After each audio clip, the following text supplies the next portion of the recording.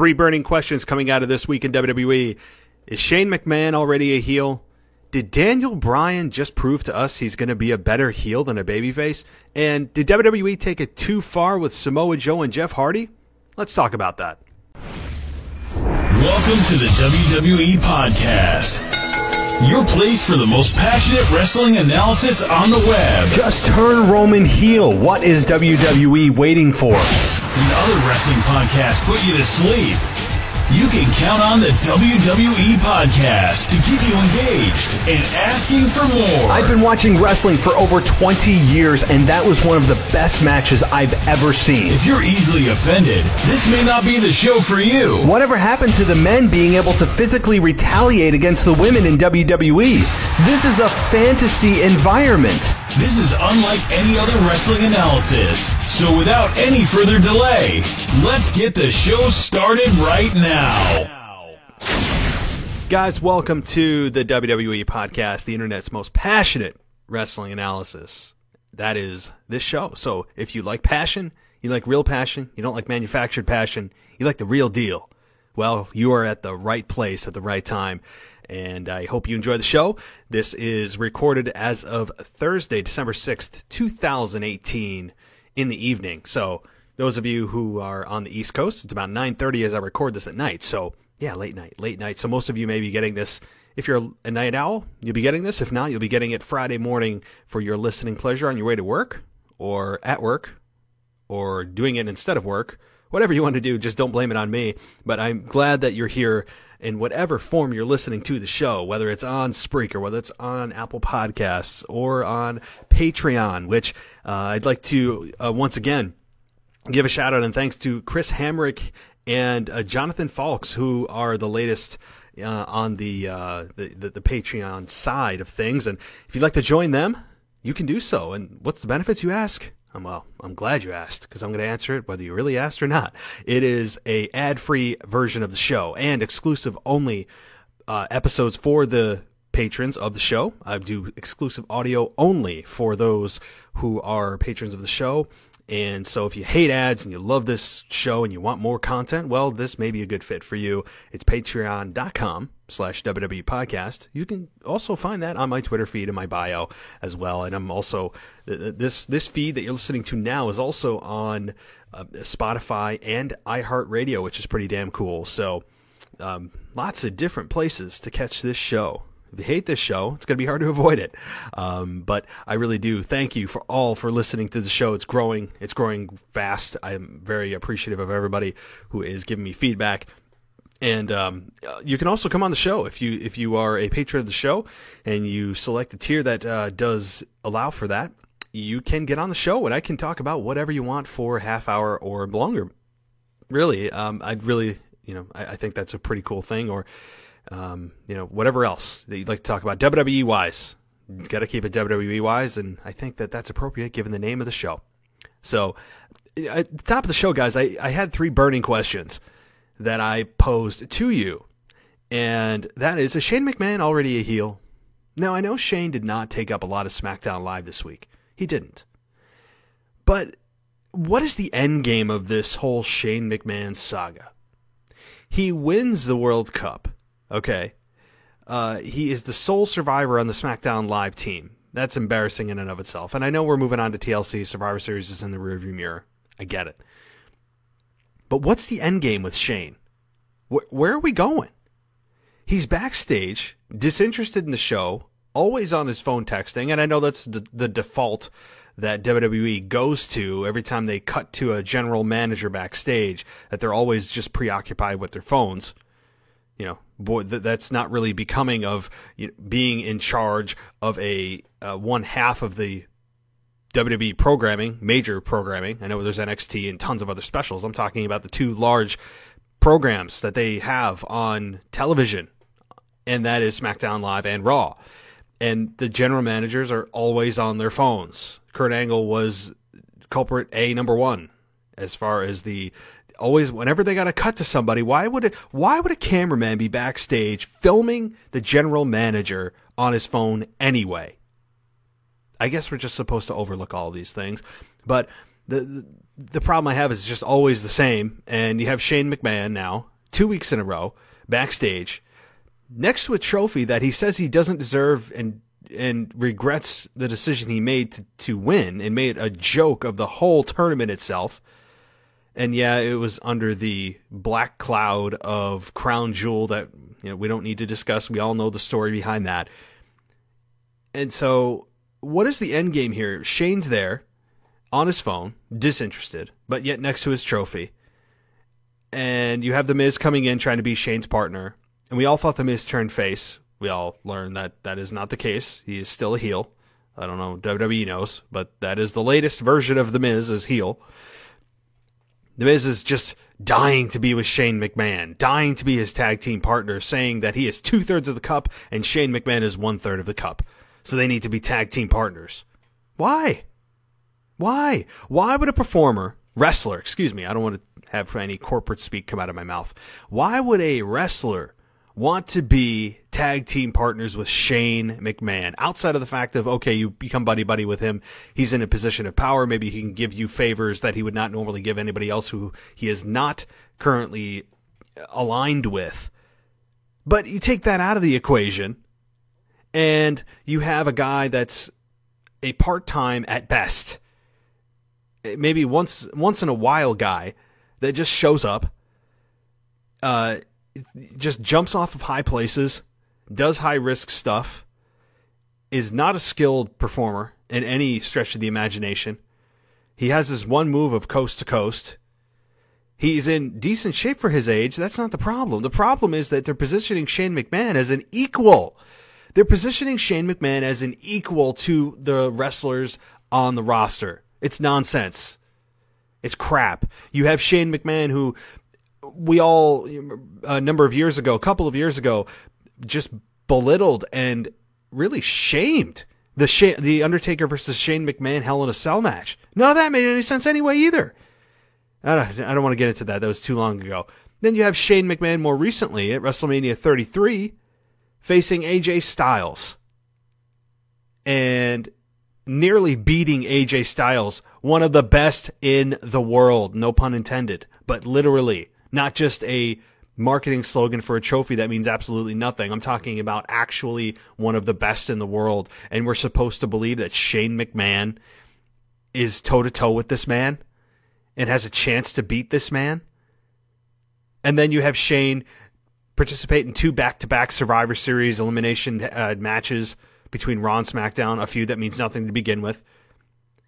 And then he wins the World Cup in extremely controversial fashion, regularly gets physically involved. I don't understand the end game with Shane. So all of that I just gave you a backstory of, it adds up to what?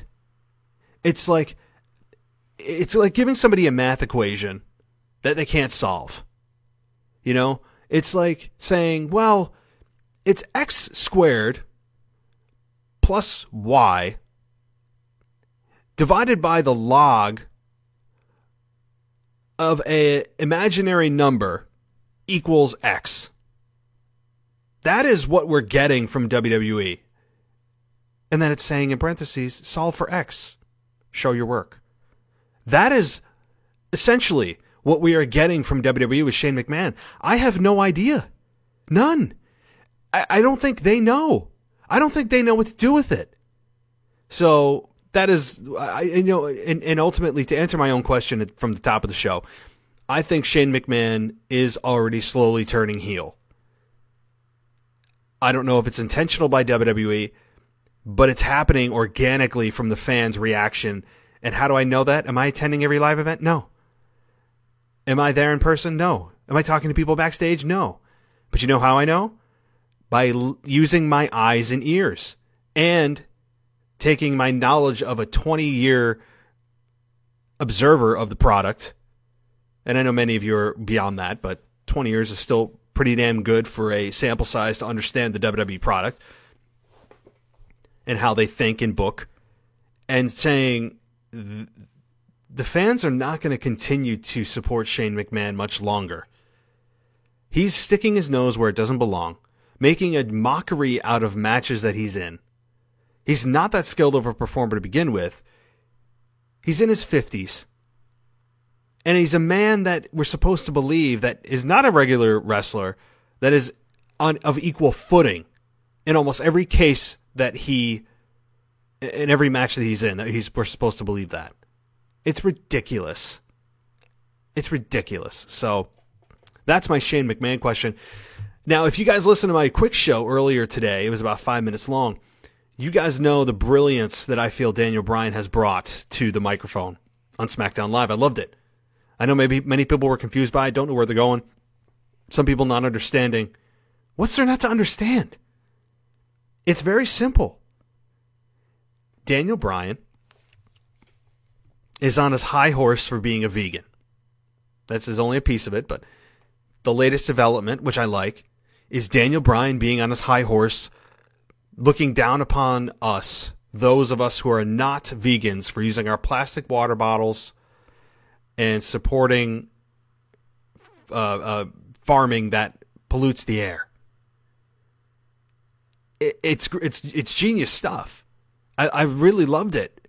It made me, because we all know somebody, or scroll through your social media feed and you see somebody, whoever, if they're vegan, you know they're vegan. Why? Because they make sure to remind you 8 times a day through their social media posts. And Daniel Bryan is taking that to the extreme. And I'm loving it. He has to wear his, vegan sweater. He's talking about his vegan food. And that we are polluting the atmosphere. I loved it. And I know this is just one promo, but I think that slowly, since his turn, Daniel Bryan has been winning myself over and fans over. You know how I know? He's not being the cool heel. He's not getting that positive reaction even when he's being cast as a heel, because he's going for real heat. He's not going for the cool reaction. And I believe that Daniel Bryan, if done correctly, and so far so good, could be a hotter heel and draw more money as a heel than he did as a babyface. That's saying a lot. I understand that. For everything that happened with the Yes Movement, to the organic connection that you can't manufacture. Well, if it's organic, you can't manufacture it, obviously, right? But it's a connection that just can't be forced. It can't be written. It has to just happen, and that's what Daniel Bryan had with the fans. And now, you fast forward, and obviously Daniel Bryan was a heel with AJ Lee all those years ago when the infamous Sheamus bro kick to Daniel Bryan in that 7-second match, or whatever it was at the time. He ends up losing. And from there, the Yes Movement seemed to really take off. You have Daniel Bryan now, all these years later, that much smarter, that much better at psychology to really understand what gets under people's skin. We've had a chance to cheer him, and he started to get stale. No question about it. And now he has turned, and he's all in. And his body language is, to me, even more importantly than his words, which are still well articulated and well written or well rehearsed, or even maybe it's just half off the top of his head. Whatever it is, it's working. It's his demeanor. It's the unspoken language that he's communicating with, and what comes through your TV screen or your iPad or whatever device you're watching the show on. That's what really speaks to us and makes the real connection of, I love or hate this guy. Right now, this guy's really annoying. Somebody just kick his ass. That's what I like. That's what I miss as a wrestling fan. And Daniel Bryan gets it. So from week to week now, I'm looking forward to what Daniel Bryan has to say, how much heat he can draw before he finally gets caught by AJ Styles, or after he moves on from AJ Styles, whoever that may be. And to be honest, beyond AJ Styles, I don't know who they're moving on to. The babyface roster is so thin on both shows. It's scary. More so Raw than SmackDown. On SmackDown, you have, okay. As far as singles competitors go, AJ Styles, you got Rusev, okay, you got Jeff Hardy. But really, then what? Shinsuke turned heel. Miz is still heel. So I don't know. I don't know where they go. Lars Sullivan is probably going to end up on Raw. I know that people are speculating he should be the monster of SmackDown and be the counterpart to Braun Strowman on Raw, but I think he could end up on Raw. I don't know if he's going to end up being a heel or a face. WWE has proven that they have a massive problem when it comes to creating a real babyface in 2018 that the fans will go along with. Because every time WWE produces a babyface, it comes off as forced. It comes off as pandering. It comes off as inauthentic. And WWE cannot get out of their own way when they try to produce these baby faces in a boardroom, in a meeting room, and have it be successfully executed. Show me a success story, a true success story, not a flash in the pan. I'm talking a successful baby face in 2018 that they have successfully executed. Tell me.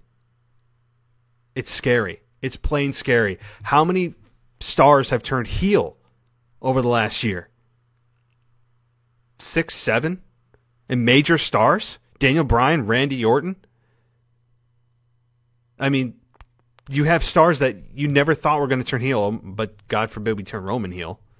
Right? That's just a no-no. And I understand he's off TV, but even if he wasn't, the leukemia thing wasn't a thing, WWE would just inexplicably not go there for whatever ridiculous reason. God, he's not even on TV anymore, and I'm still complaining about it. Sad. Okay. Now, the other issue I wanted to talk about,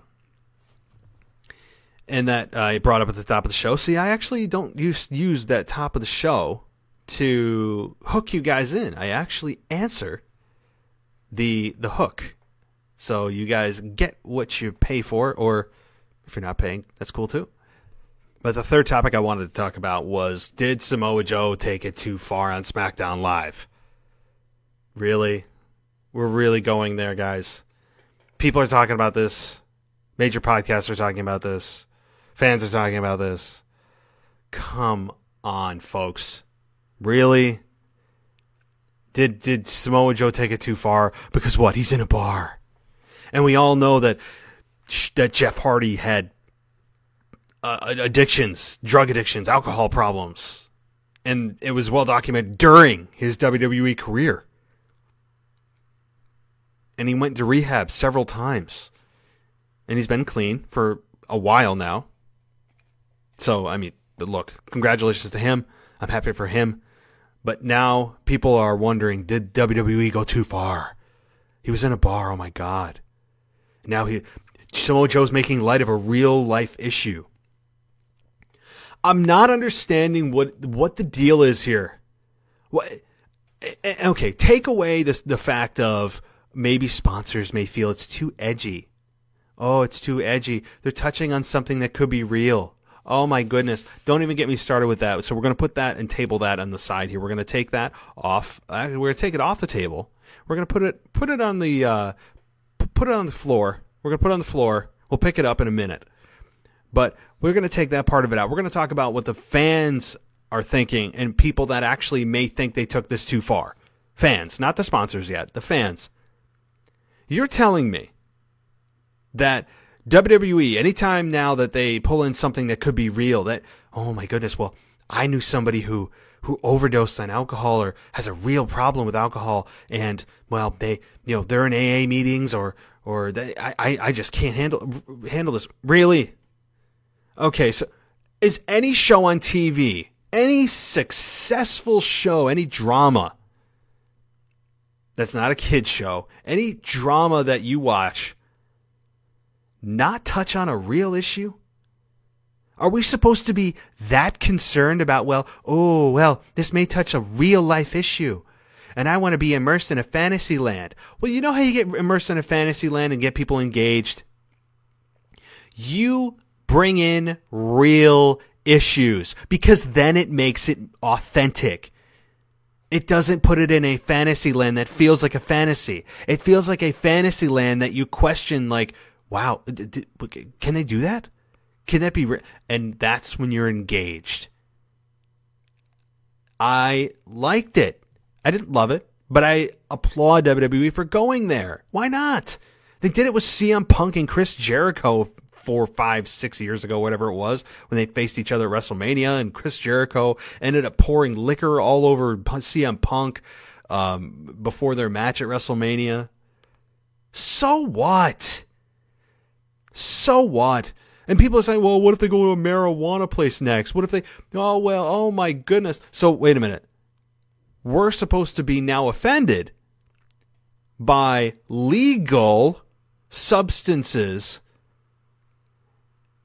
and having wrestlers go to these places where it's legal to draw heat and poke fun at Jeff Hardy, who he had a real life issue with it, but that's over with. So what? I applaud WWE for doing this. Grow up, folks. Grow up. Are we that sensitive? Are we that concerned about, well, it might strike a nerve? Oh, well, guess what? This is life. This is life. You want to be engaged and we're all complaining about a product that was eye-rolling, channel-changing, because it doesn't feel real, doesn't feel authentic. Oh, but when when they pull in something real, oh wait, no, I don't want that. Oh my God, no, close my eyes. I don't have a spine. I don't know how to deal with real life. Grow up. Grow up. Really. Are we that sensitive that we can't deal with a product that is still based in a fantasy environment? Don't forget that, folks.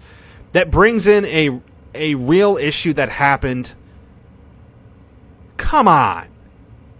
Really? I hope Samoa Joe goes to a legal marijuana dispenser next week. Or shows up at the pharmacy. I really do. I hope he does. I think that'd be entertaining. I'd love it. And maybe this is my morbid sense of humor. I don't give a damn. What is wrong with people? Really? Come on. This society is so soft. It's so soft. Okay, now you bring in the sponsors. I'm going to pick that up off the ground and place it back on the table.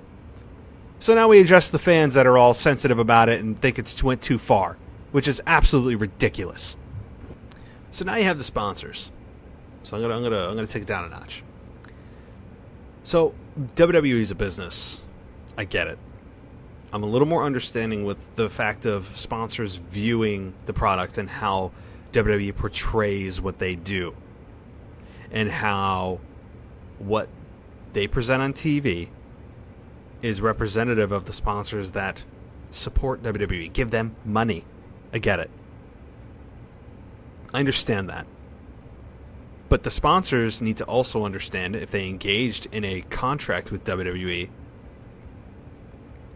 of what WWE exactly is. This is not Reading Rainbow or Barney and Friends. This is a wrestling product that at times, and it's TV PG, no longer TV 14, and I absolutely recognize that. But this is a product now that it still is PG, parental guidance, meaning there are occasionally instances and situations that require a parent or guardian to be present to navigate the content that WWE puts out, to maybe explain to their son, daughter, whatever, of what's going on, and maybe explain to them of what's happening in real life. Okay? So things like this can happen, and I don't think it took it over the edge. Samoa Joe didn't even drink the beer, so they can't say that there was alcohol consumption on SmackDown Live. He poured the beer. So they actually stopped short of it. I don't get it. And by the way, wrestling, this is a little bit of a sidebar. I love this whole phrase of sports entertainment. The WWE is about sports entertainment. It's not about wrestling. Sports entertainment's not a thing. Think about that. Sports entertainment. It's a sport that's for entertainment. So what is that sport that is for entertainment? Wrestling! Ding, ding, ding. It's professional wrestling. So, when you have Vince McMahon saying, well, we don't do professional wrestling, that's what my father did. Oh, really? Really? Okay. So, what exactly is sports entertainment? What is it? Is it the terrible comedy segments? Or is it the actual in-ring product that's the lifeblood of WWE? And what do you call that in-ring product? Sports entertainment's not a category of it's not a category of anything. It's just saying what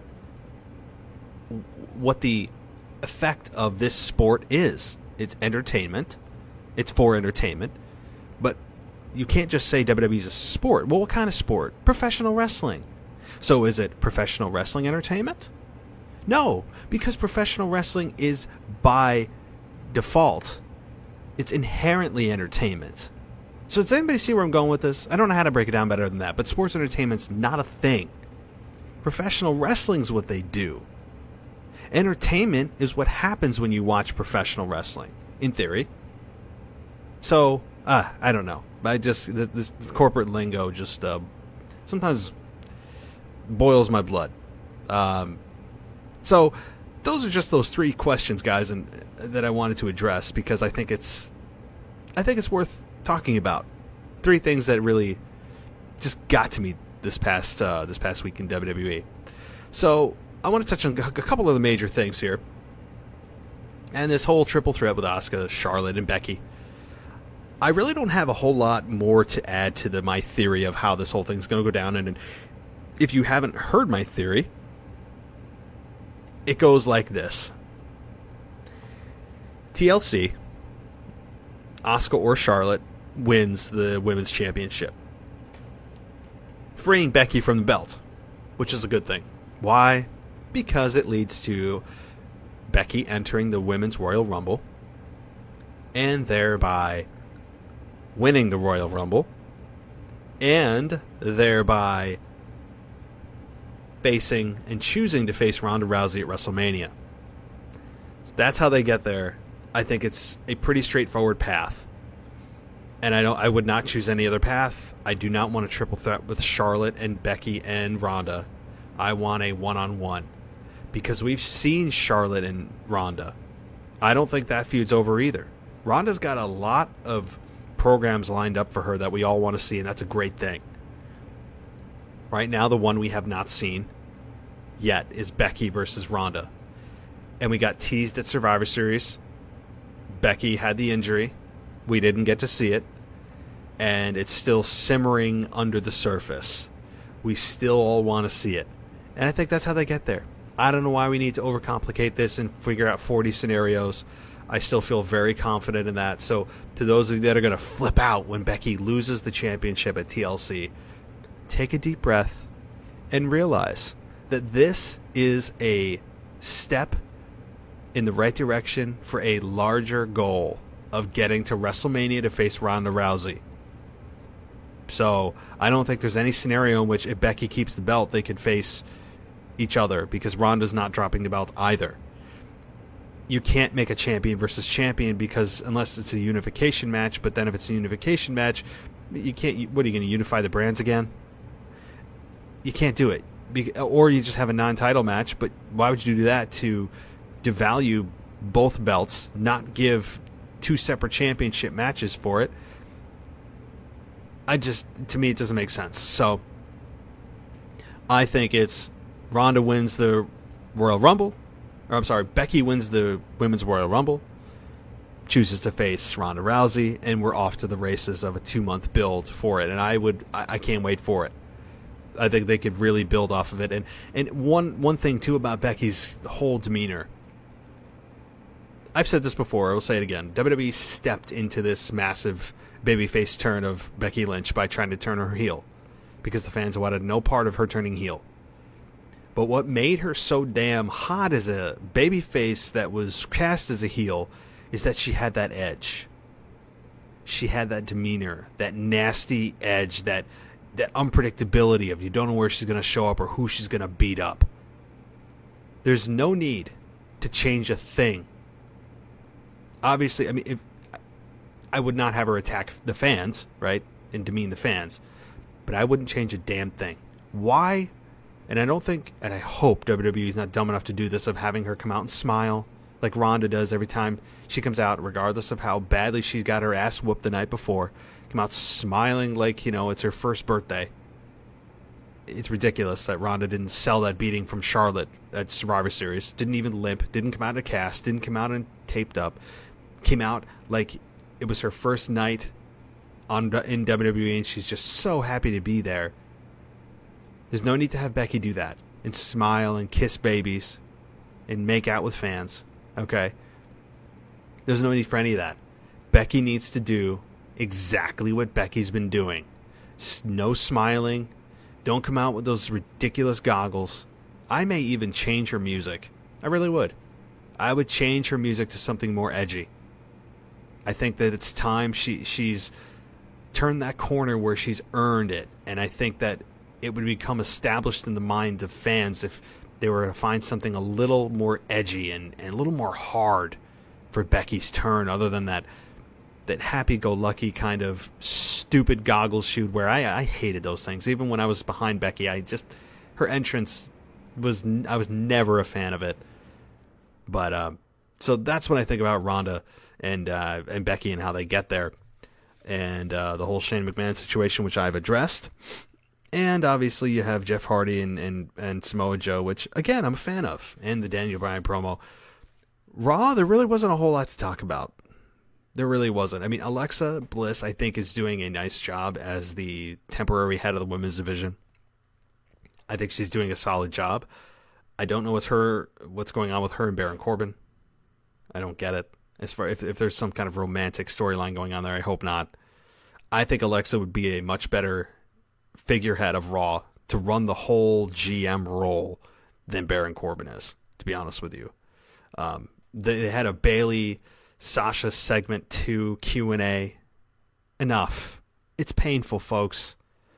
We don't need to see plants in the crowd recite their questions that WWE creative have told them to ask, and have this forced, we want to be the first women's tag team champions. That was a whole forced, and by the way, you guys know that. The signs that we saw in the crowd last month were signs that WWE made and handed out to a couple of fans that they had, and made sure that they were on the camera side. If you notice, they're also in the same spot. So they're trying to force a fake fan movement, which is bizarre. And so they had Bayley mention it on Raw that they'd like to be the first ever women's tag team champion. So that's coming down the line. And you know what? I'm cool with it. I'm fine with it. But don't pretend that it was a fan movement. And I don't know. I am not a fan of Bayley and Sasha at all right now. I think that they are obnoxious, attacking Alexa really for no reason. So, all right. Let's see here. I'm going through my notes. Drew McIntyre, folks. Drew McIntyre, could he be clearly any more on the path to the main event? And that's not a bad thing. I think sometimes that we look at predictability as, that's just too damn predictable. You know what? If it's a good predictable and it's something you want to see, does it always have to be a surprise? No. I think Drew McIntyre in the main event is where he belongs. This guy's a journeyman. He has cut his teeth in the independents and in other wrestling promotions, and he's now in the big leagues, and he knows who he is. He's comfortable with who he is. He's changed his look, changed his body, upped his promo game. This guy is the complete package. He really is. He really is, and I am in sync with him getting the rocket push right now. I think he's got all the tools. It's not a green guy a la Roman Reigns coming up from the NXT roster. This is a guy that in the non-territory days now is as close to a territory guy that you can find. And he has, from everything I'm hearing, a hell of a work ethic. And he has that it factor. So him facing Dolph Ziggler on Raw was cool. having Finn Balor interfere to have Ziggler get the win. I don't know. I could do without Finn Balor smiling like, he won the spelling bee in grade school. It's I'm not a fan of Finn Balor. I'll be honest. I'm like one of the few people that aren't Finn Balor fans, at least from a character perspective. His in-ring work is another story. It's his character I hate. Can't stand it. I think it's pandering. It's this... I'm going to just be quiet, but I'm not a fan of his character, but I love his in-ring work, which is kind of contradictory. But having Ziggler essentially turn babyface, okay, you have a lukewarm babyface now that Ziggler's going to, I think, maybe go back to where he was, because where do you put Ziggler after this feud with McIntyre's over? It's puzzling. The other thing maybe I want to touch on, Dean Ambrose coming out in the gas masks, and he had this basically probably local wrestlers that were dressed up in gas masks, and Dean was wearing that Bane jacket. I actually didn't mind it. I really didn't hate Monday Night Raw like the rest of the world did. I really didn't. This is it was the lowest rated Raw of all time. I think it's a product of a couple of things here. Number one, okay, the product isn't as hot as it was. Number two, it's holiday season, and everybody seems to take a snooze, especially the creative team. It's like the creative team's slumber in the month of December. We all know this. And the fact that people watch it on delay. Not everybody is using, live TV as their only means of watching WWE. We have Hulu. I'm a Hulu guy. I watch the 90-minute version of Raw. So... there's that. Okay, there's lots of other means of watching WWE Raw. Some of them legal, some of them not, right? But so all of that needs to be taken into account. With that being said, having the lowest rated Raw of all time is still not a good look for the company. So, let's see what else here. Having Drake Maverick out there with Authors of Pain. I'm just glad he didn't pee on something this week. That was a nice thing to see. That was nice that he did not. Drake Maverick's urine in one form or another was left off of Raw. That's a positive. Rhino retired. Heath Slater becomes a referee. I really don't know what to say about that. Other than Heath Slater as a referee could be actually entertaining. As much of a demotion as this is, this actually could be a blessing in disguise for Heath Slater, who needs something, anything, to just change up what he's doing. To be honest, I mean, really, something. And really, guys, that's all I have to talk about. I mean, as far as the Ronda Rousey, Ember Moon, and Nia Jax, Tamina match, I think this was, and it was reported that Vince McMahon had changed things last minute for the Houston fans, obviously with George H.W. Bush passing away, to make the crowd go home happy. So, I mean, that was literally what was reported, and I don't really know if that's true or not, but Ronda Rousey and Ember Moon win. So, after she gets the armbar on Tamina, and that was the Raw of the night, and not the most noteworthy, slowly moved some storylines forward, and I will say this, one last thing in closing. Can WWE please stop making their baby faces look like total jackwagons? I mean, really. And what I mean by that is, how many times are we going to see the babyface being distracted by something that's going on the screen and then end up having their opponent hit them with a finish to get the pin? Bobby Roode happened when Drake Maverick peed on his jacket in the middle of a tag team championship match. And Jeff Hardy this past week with the whole Samoa Joe at a bar thing, which I've discussed at length, getting distracted, and then why would he turn his back to Randy Orton, a guy that he knows knows like the back of his hand, to never turn his back on Randy Orton for what, a video that's going on TV or on the Titantron? Come on. There's got to be something else. It makes the baby faces look like fools. Fools. And you wonder why the audience can't get behind them. Because they can't relate to that. It's not somebody you want to get behind that's that stupid. To be a professional athlete in the middle of competition, to be distracted by A, music, or B, a video on the screen.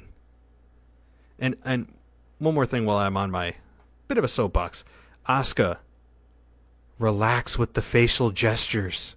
It's bizarre. It's distracting. She seems to be improving her English, and she's supported by the fans, and I think she's one of the greatest wrestlers that WWE has. No question about it. But relax with your over emotion. Your I want to say excess of your ability to emote your emotions. I don't know how to explain it.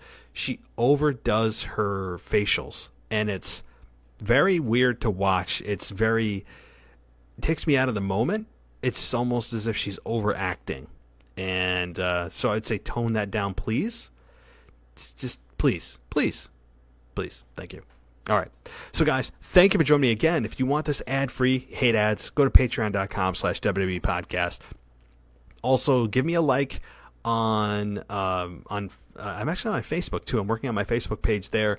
You can follow me on Apple Podcasts. Please give me a rate and review if you have a moment. It seriously helps out the show on Apple Podcasts, Google Play, Spotify, iHeartRadio, all of it's available on any place that you go. Anywhere you have your mobile device, whether it's Android, iOS, whatever you have, a Google phone, all of these are available to you for your listening pleasure. So, guys, thank you for joining me.